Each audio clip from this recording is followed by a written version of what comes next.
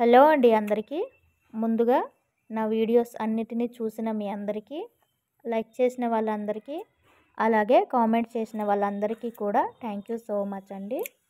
ఈరోజు మన గార్డెన్లో కొద్దిగా బెండకాయలు అయితే హార్వెస్ట్కి రెడీ అయ్యేవి. ఈ బెండకాయలు ఈ మొక్కలు వేసిన నుంచి ఇది రెండోసారి కోసుకోవడము. ఇంతకుముందు ఒకసారి హార్వెస్ట్ చేసాము సరిగ్గా వారం కిందట. అప్పుడు ఫస్ట్ కాబట్టి కొద్దిగా తక్కువ వచ్చాయి. చూడాలి మరి ఇప్పుడు ఎన్ని వస్తాయి అనేది. చాలా లేతగా ఉన్నాయండి. ఇవి ఒక్క రోజుల్లోనే ముదిరిపోతాయి. మళ్ళీ మనము ఏ రోజైతే మనం హార్వెస్ట్ చేద్దాం అనుకుంటామో లేతగా ఉన్నప్పుడు తీయకపోతే చాలా తొందరగా ముదిరిపోతాయి. ఇంకా ముదిరిపోతే ఏమీ చేయాల్సిన అవసరం లేదు. అవి అలాగే వదిలేస్తే మనకి నెక్స్ట్ సీజన్కి సీడ్స్ కోసం పనికొస్తాయి. లేతగా ఉన్నప్పుడు కోసుకొని వెంటనే ఫ్రై కానీ బెండకాయ పులుసు కానీ పెట్టుకుంటే చాలా బాగుంటాయి.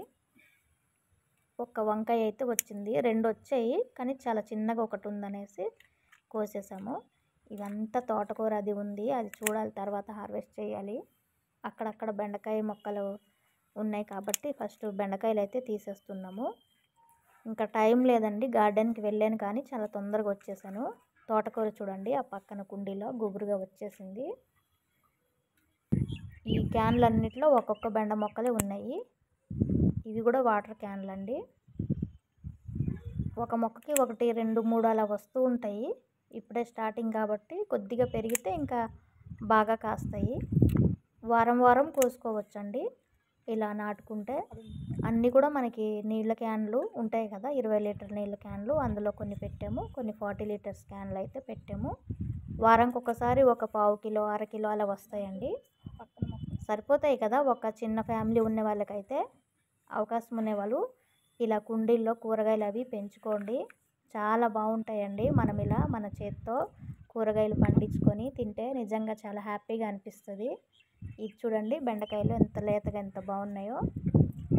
ఒక చిన్న వంకాయ కొద్దిగా బెండకాయలు అయితే ఈరోజు వచ్చాయి మన గార్డెన్లో.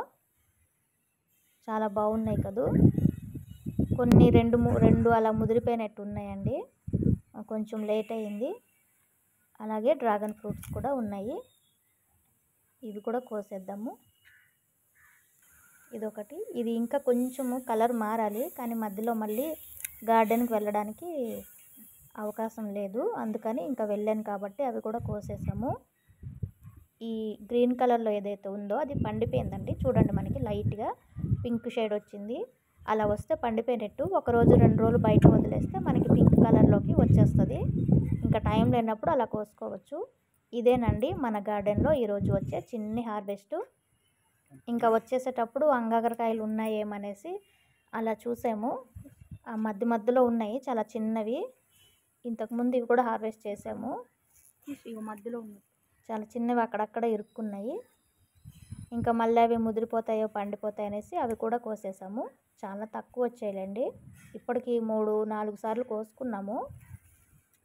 కొద్దిగా వస్తాయి, ఎందుకంటే మనం ఇవి సీడ్స్ వేసి గ్రో చేసాం కాబట్టి. చూడండి, వీడియో కనుక నచ్చితే లైక్ చేయండి. Thank you so much.